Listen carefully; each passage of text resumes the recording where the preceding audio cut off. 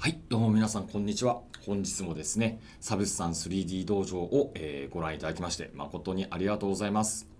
もうちょっとですね、夏も暑くなってきたんですが、ちょっと今日涼しいですね。なのでちょっといい感じにリラックスして聞いていただけたらな、見ていただけたらなと思っております。今回の内容はですね、前回前々回とですね、シェイプスプラッター V2 ノードというのをですね、ご紹介させていただいたんですが、そちらをですね、もう一個ディープダイブして深掘りしていきまして、こちらのスエードの画像とか、スエードのマテリアルですね。失礼しました。スエードのマテリアルだったり、こういったですね、タオルのマテリアルだったりというのをですね、私が簡単に作れましたので、そういったものをですね、デモを交えてですね、実践して実際に作っていきたいと思っております。多分30分から40分くらいの放送になるかなと思っております。で、本日はですね、こんなことをやっていけたらと思います。こちらですね、はい、肝マテリアルの作り方。まずはですね、そのシェイプスプラッター V2 ノードと、あと 3D ビューアーのノードをですね、使用した、基礎のおさらいですね。で、ファー表現用の SDF っていうのをですね、作成していきたいと思います。で、その中に、ベンドのノードであったりとか、そういったものが、ベンドくらいですかね、使うものとしては。あと最後、ラウンディングってちょっと下と上のところを丸くしてるような感じですかね。はい。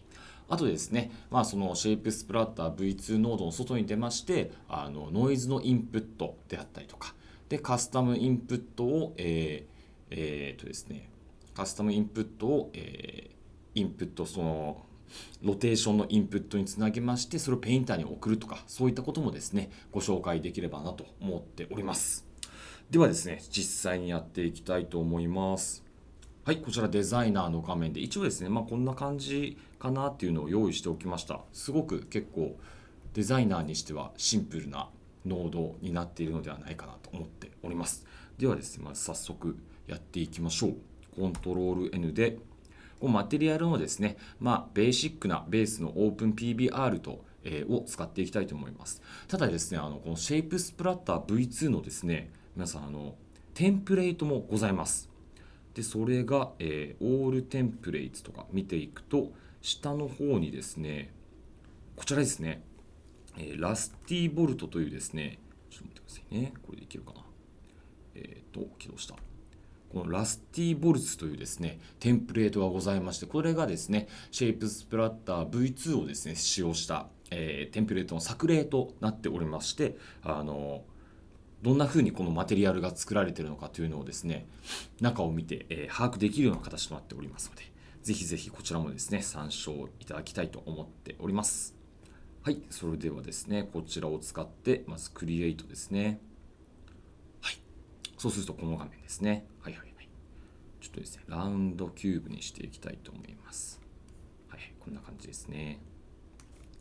ではですね、早速、シェイプスプラッター V2 ノード、こちらですね、こちらをですね、こちらですね、シェイプスプラッター V2、こちらをですね、作ります。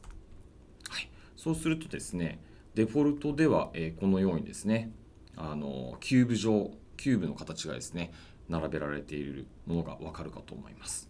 でですね、その際、まずは次にですね、ビューワーを作りまして、こちら 3D ビューワー、こちらですね、こちらをですね、置いておきます。はい、このような感じですね。で、こちら今何も入っておりませんので、それ用の SDF のですね、ノードを、作成していきたいと思います。ファンクショングラフですね。で、その場合はですね、こちらの、ですね、エクスプロー、失礼しました。ちょっとですね、こうか。このパッケージを右クリックしまして、ニューからサブスタンスファンクショングラフ、こちらをですね、作成します。で、こちらの中にですね、SDF のですね、シェイプを作成していきたいと思います。で、こちらは今回は先ほどの記号のところなんですが、こちら SDF ファンクションズというところにですね、こちらのタブの中にですね、プリミティブとか、いろいろ揃っておりますので、この中からですね、ドラッグアンドドロップしてやっていきたいと思います。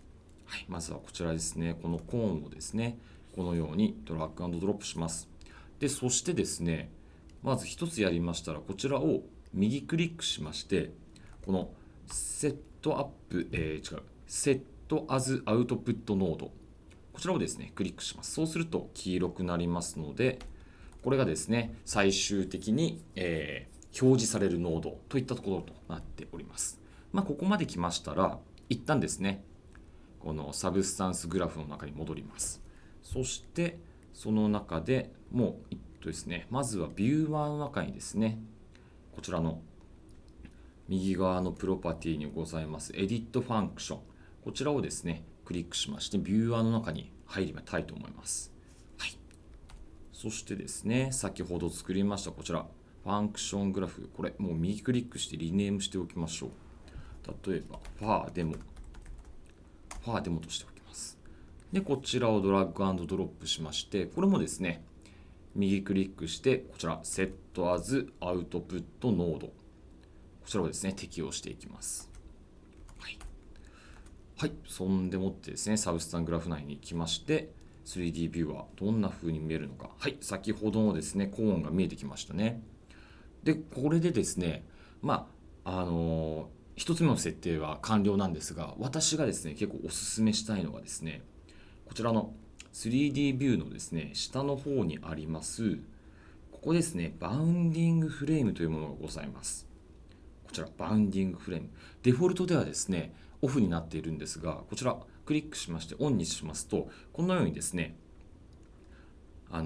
四角いキューブのですね、立方体、ワイヤーフレームの立方体がですね、出現します。これ何かと申し上げますと、この SDF はですね、形状はこのキューブの中に収めてくださいというものとなります。このキューブをですね、突破してしまうと、そこの先端はですね、表示されなくなってしまいますので、こちらご注意ください。はい。ですね。ので、私はですね、こちらをですね、表示して、毎回ですね、作りながら確認をしております。はい。ではですね、このコーンをですね、ちょっと肝っぽい形のですね、毛っぽい形の、形状にしていきたいと思います。まずですね、こちら、レディアスの、ベースですね。ベースの、チューブの太さですね。っていうのをですね、数値を入れていきたいと思いますが、この緑色のドットをですね、インプットをこうやってドラッグしながら左に持っていきますと、それに該当するですね、なんていうんですかね、ノードが出てきます。はい。で、今回はですね、こちらフロートをですね、使用していきたいと思います。はい。で、こちらフロートですね。で、フロートもですね、フロート3とかいろいろあるんですよ。フロート2、3、4とかあるんですが、例えば、なんていうんですかね、例えばですね、こちらですね、フロート1、2、3、4っていうのがあるんですが、例えばこういったですね、トランスフォームノードはどれかな。ですね、例えばオフセットですね。オフセットノードなどを使うときはですね、このようにオフセットのところに、今、ブルーになっておりますね。で、これがですね、フロート3っていうのをですね、使う、ことになります。で、なぜかと言いますと、こちらフロート3というのはですね、見ていただくとですね、このように3つ数が選べるわけですね。で、これが何かと言いますと、X、Y、Z ということになるんですね。で、こちらもですね、例えばフロート1の方はですね、こちら1つでいいんですね。なぜかと言いますと、この幅というのはですね、そういった3つも3次元のものではですね、測れませんので、必要ないというところですね。1つの数字さえ持っていれば、こちらの幅というのはですね、定義ができるということになりますので、はい、こちらはそういった違いで覚えていただけたらなと思っております。ではですね、今0ですので、こちら下の、ですね、下辺の方がですね、0になっております。で、こちらはですね、例えば、そんなに太くはないんですが、0.2 くらいですね、にしておきましょう。で、こちらトップの方もですね、フロートで、こちらはですね、ポイント01とか、結構細めにしていきたいと思います。そうするとこんな感じですね。はい。で、もう一つ、ハイト、高さですね。こちらもフロートで定義することができます。で、こちらはですね、ポイント8とか、そういうふうにしていきます。はい。で、あとこれをですね、ちょっとクイッと曲げて、ラウンドをかければおしまいとなります。で、こちらに対してですね、そしたらベンドですね。はい。ベンドで、ベンドの中にもですね、アングル、スタート、エンドなどがございますので、こちらもですね、順次フロートを持ってきて、数値をですね、入力していきたいと思います。今回はですね、エンドはなしで、アングルとスタートだけ、こちらですね、アングルとスタートのみですね、数値を入れていきたいと思います。もし何か難しかったりとか分からなかったことがありましたら、チャット欄にどんどんお書きください。はい。で、こちら、ベンドのですね、形状を本当は確認したいんですが、今ですね、このコーンの方に、この Set as Output Node というの項目がですね、割り当てられておりますので、そちらをですね、こちらですね、はい、ベンドの方にしていきます。こちらですね、ベンドの方を右クリックしまして、Set as Output Node、こちらをクリックしますね。はい。そうしますと、このですね、まずアングルですね。アングルを例えばこうやってやっていきますね。こんくらいかな。0.05 とか、とりあえず。で、スタート位置をこのようにしておきます。こうやって。こ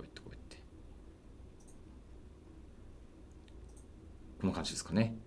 ちょっとこんな風な感じになった。はい。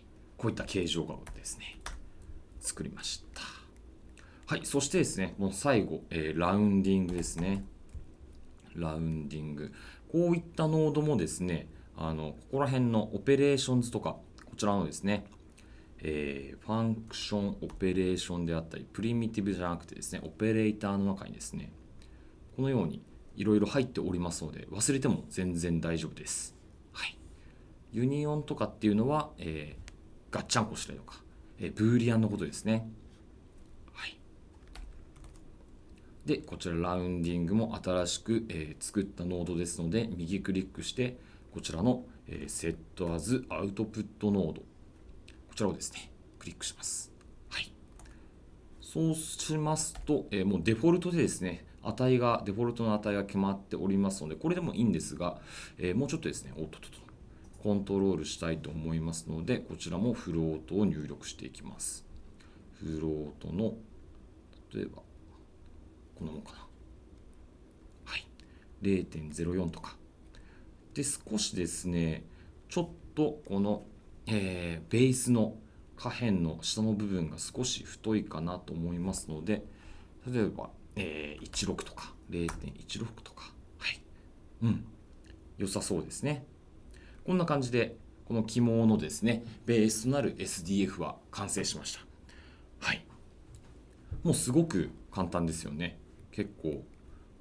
これもですね、もうどんどん皆様の方で好きなようにカスタマイズしていっていただいて、もう問題ございませんので、はい。自由に楽しく作れたらいいなと思っております。はい。そしてですね、今 3D ビューの中で確認できたじゃないですか。このようにですね。はい。で、こちらをですね、この Shape Splatter V2 ノードの中にですね、適用していきたいと思います。で、こちら Shape Splatter V2 ノードをですね、クリックしまして、右側のプロパティでですね、この Shape の Shape タイプをですね、こちらですね、キューブからですね、SDF ファンクションを選択します。そして Edit ファンクションでこの SDF ファンクション内に入っていきます。でですね、この中で先ほどと同じものを作るっていうのはめんどくさいじゃないですか。ですので、こちらのですね、先ほど作ったパーデモ、こちらをですね、ドラッグ&ドロップしまして、で、同じように右クリックの Set as Output Node、こちらですね。はい。そうしますと、このようにですね、はい、ちゃんと適用されてますね。このような感じで。はい。で、一つですね、まずここから、次いじっていくのはですね、調整していくのは、そうですね、私はポジションですね。まだそうですね、最初にいじるのは、この下の方に行きますと、ポジションという項目がございますので、その一番下ですね、ポジションの中の一番下、一番下から一つ手前ですね、このポジションのラインポジションオフセット、こちらにですね、0.5 と入力します。はい、そうすると、互い違いに、この、ですね、SDF が並んできますので、そんな感じでやっておりますね。あと、サイズをですね、毎回、ちょっと大きめの3とかにしてやっておりますね。サイズはポジションの上にありますね。シェイプスケールは3とか。はい。ちょっと分かりやすくなりましたね。はい。そしてですね、この次にですね、ロテーション、こちらをですね、調整していきます。この中にですね、少し 3D ロテーションランダムという項目にですね、すでに 0.1 と入力されているんですね。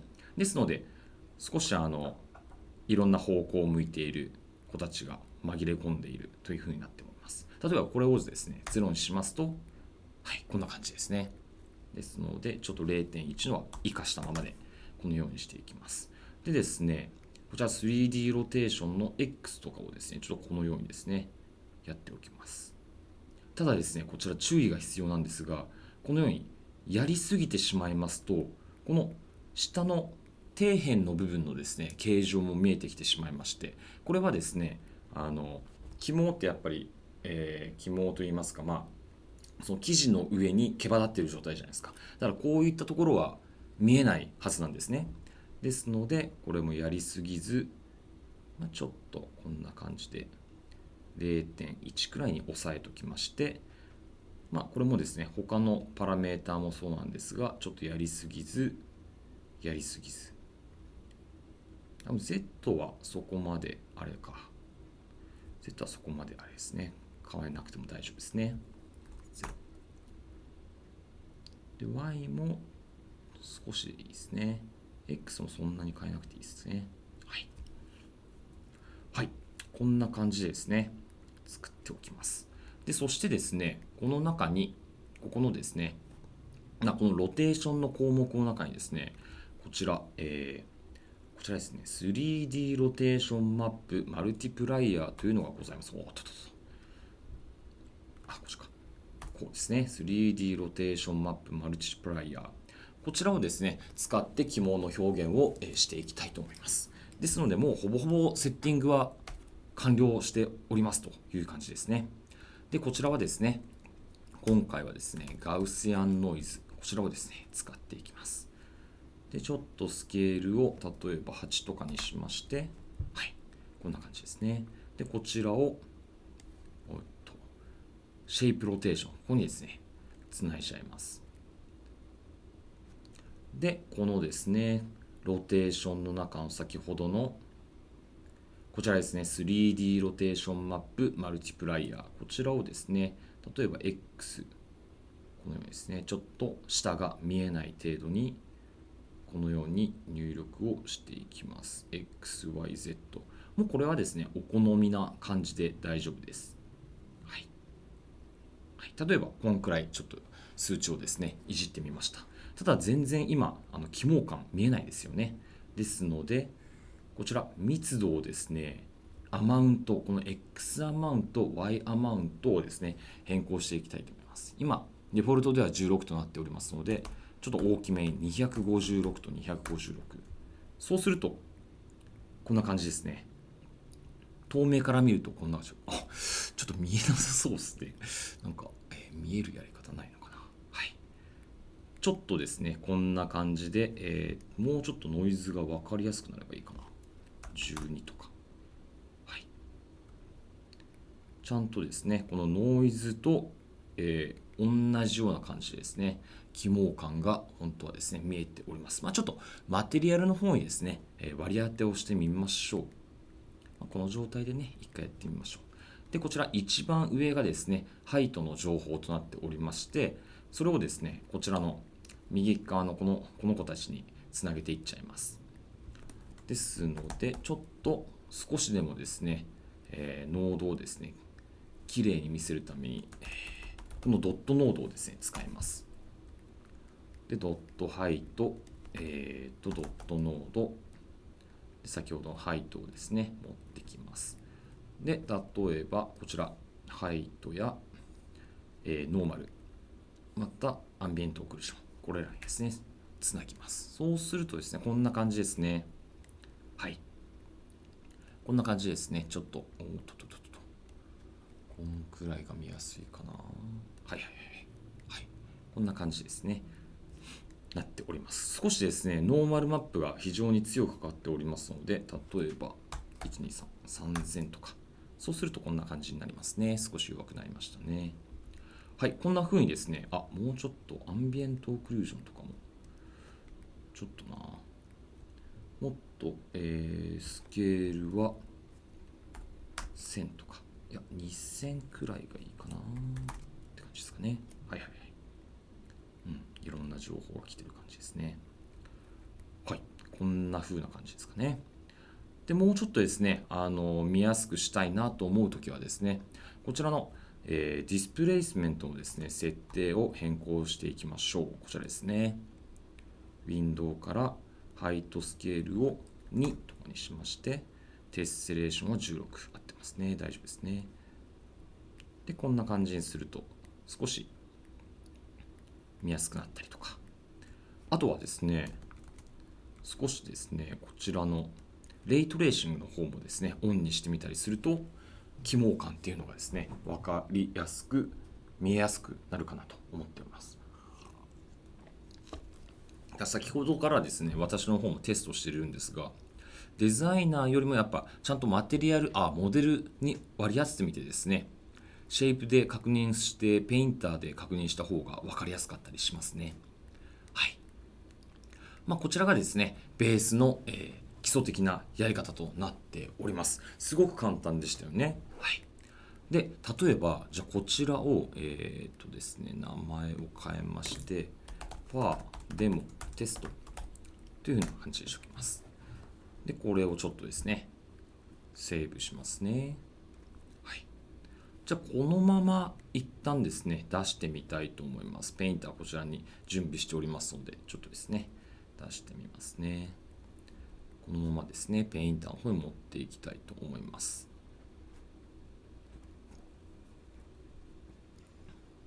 で、ペインターでファーでもテスト。はい。このようにですね、割り当ってますね。で、こちら、右クリックしまして、テクスチャセットインスタンスか OK。そうすると全部に割り当てられました。なんかペインターで見るとすごくいい感じですね。はい。で、ちょっと、起毛感もありつつ、そうですね。ベーシックなところと、だいぶですね。ちょっとオフセットを当てて、部分的に、でもこの辺とかちょっと出てますね、起毛感。少しですね。オフセットで、こんな感じ。もうちょっと上とか、こんな感じとか。はい。こっちの方が分かりやすいかもしれないですね。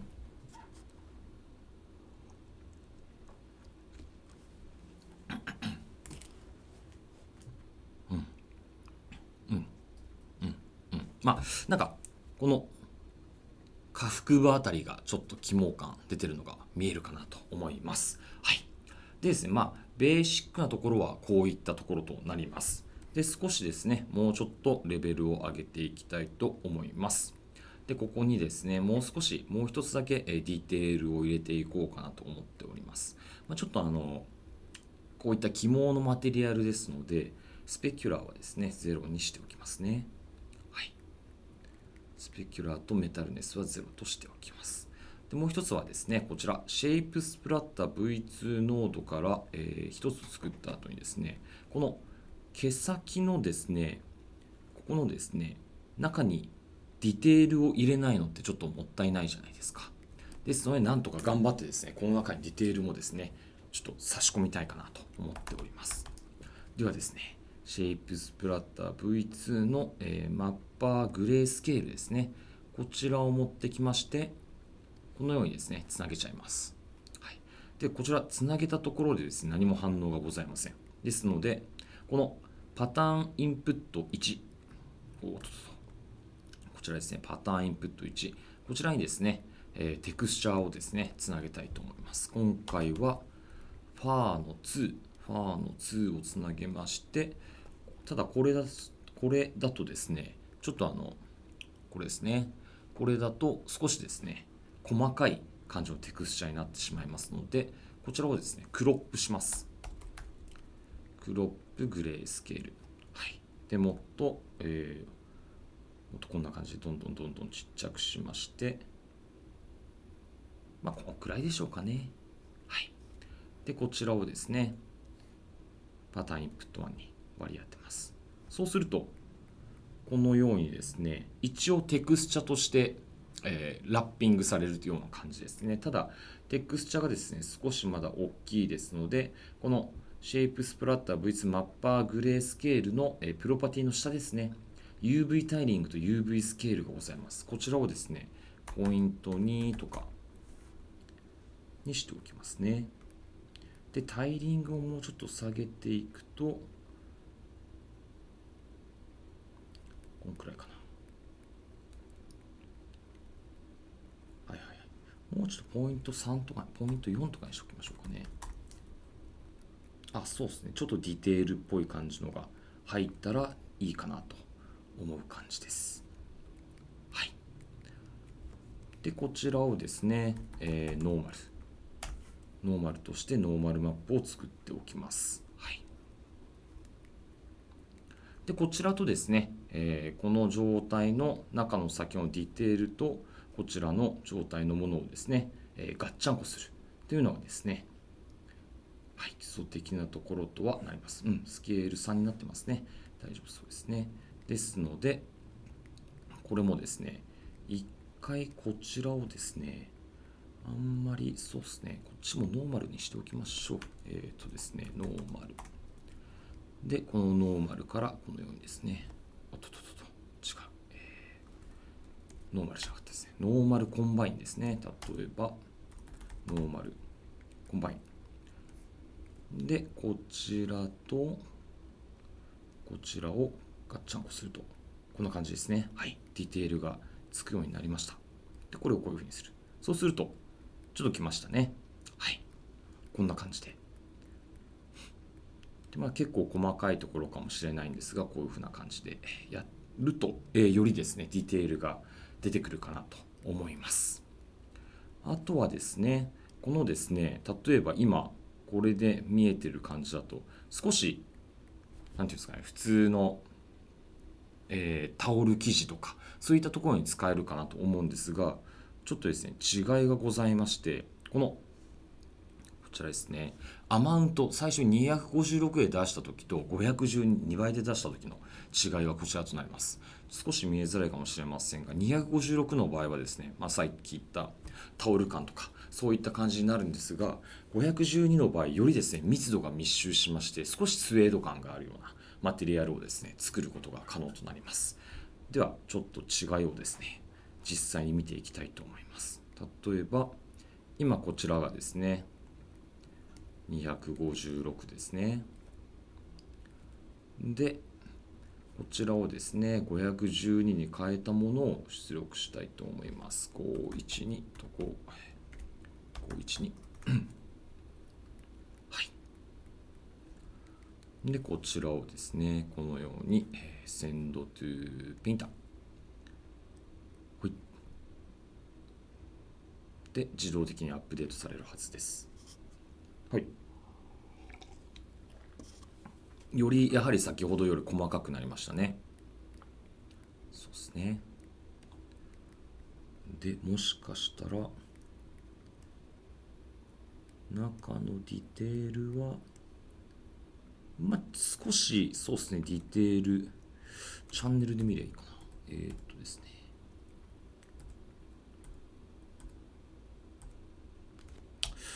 もう分かんないか。そうですね、ちょっと待ってくださいね。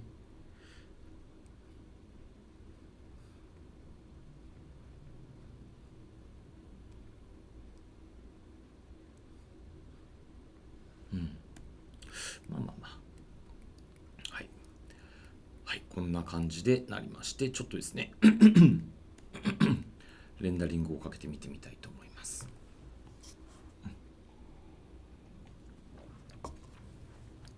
そうしたね、先ほどよりもすごい密度がグッとなって、少しディテールが良くなったのかなとは思います。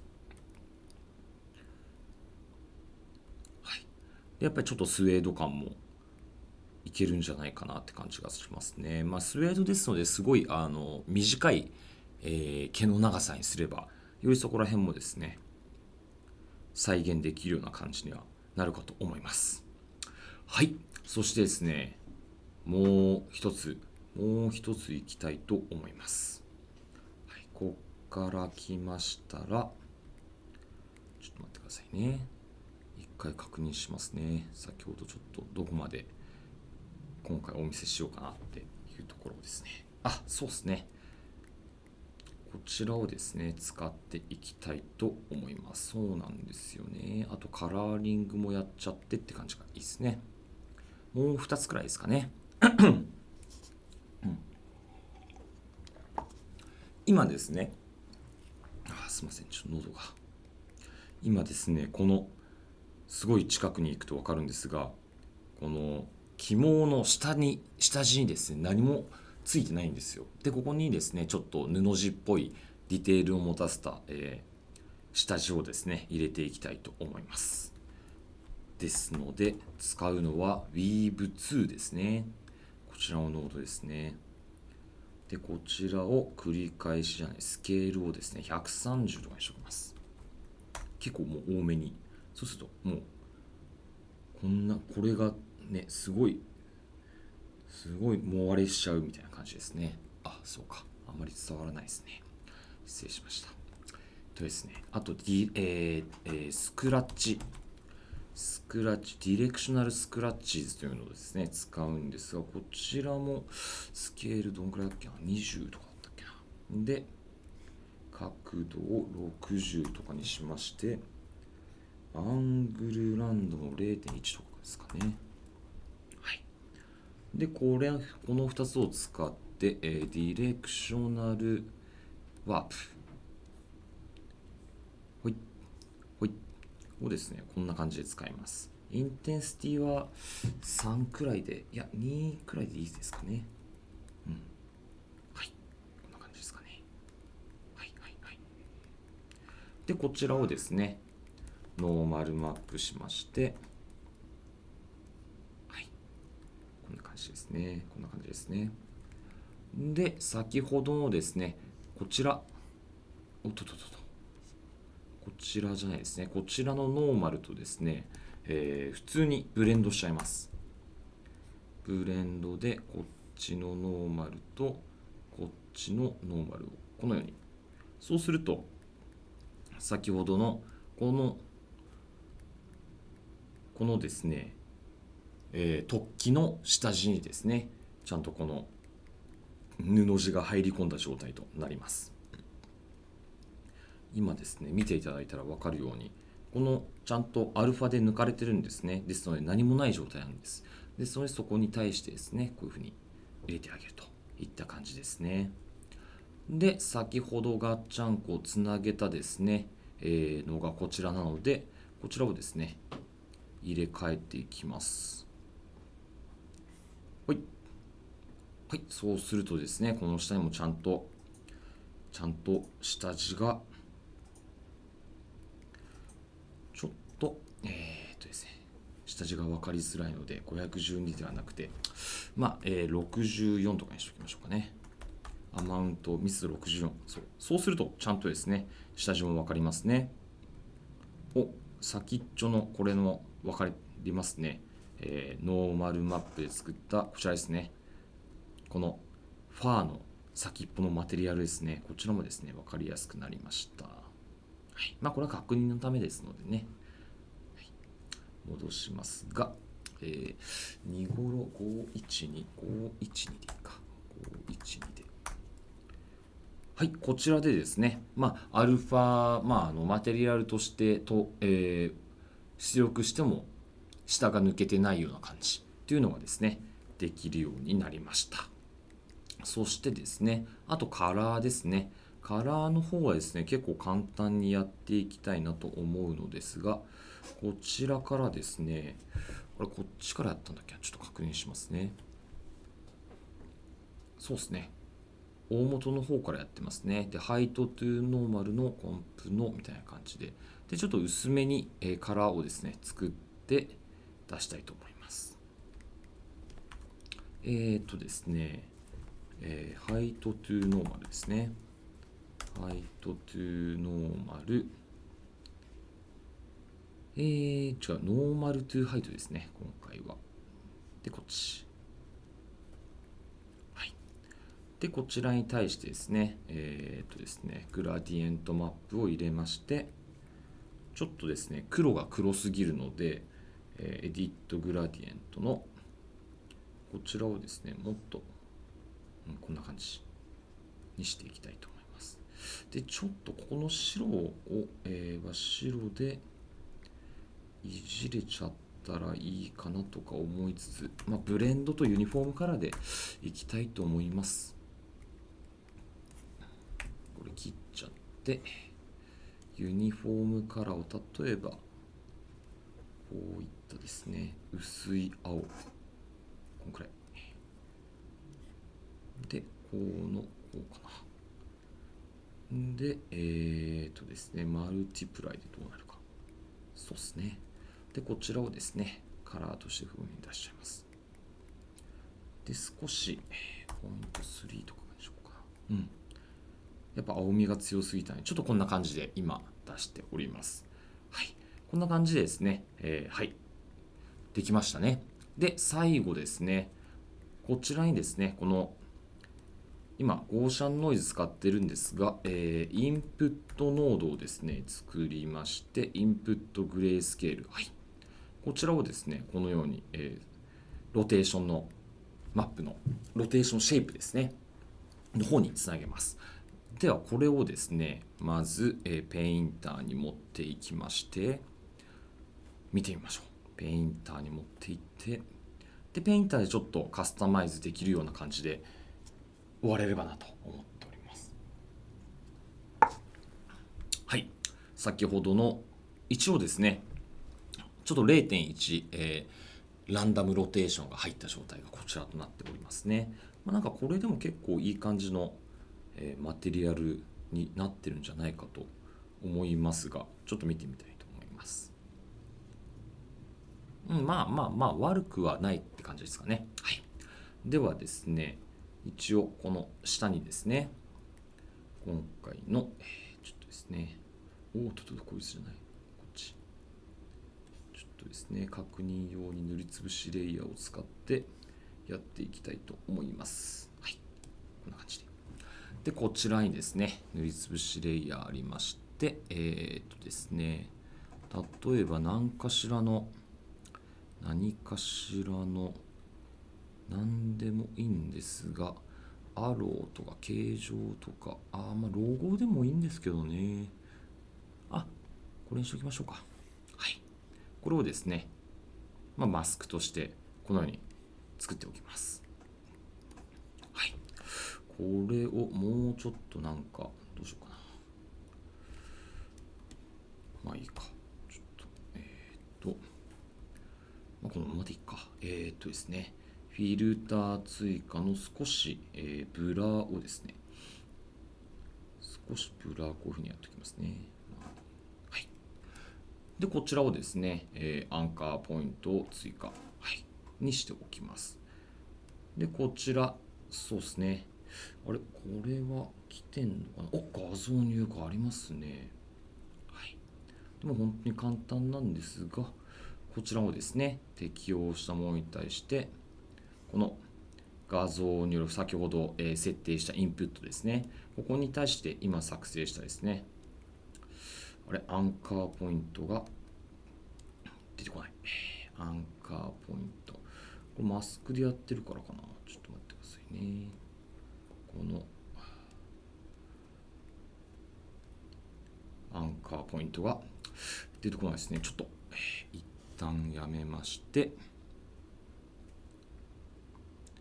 なんででしょうかね。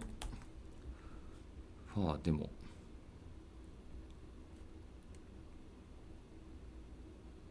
これか、多分これですよね。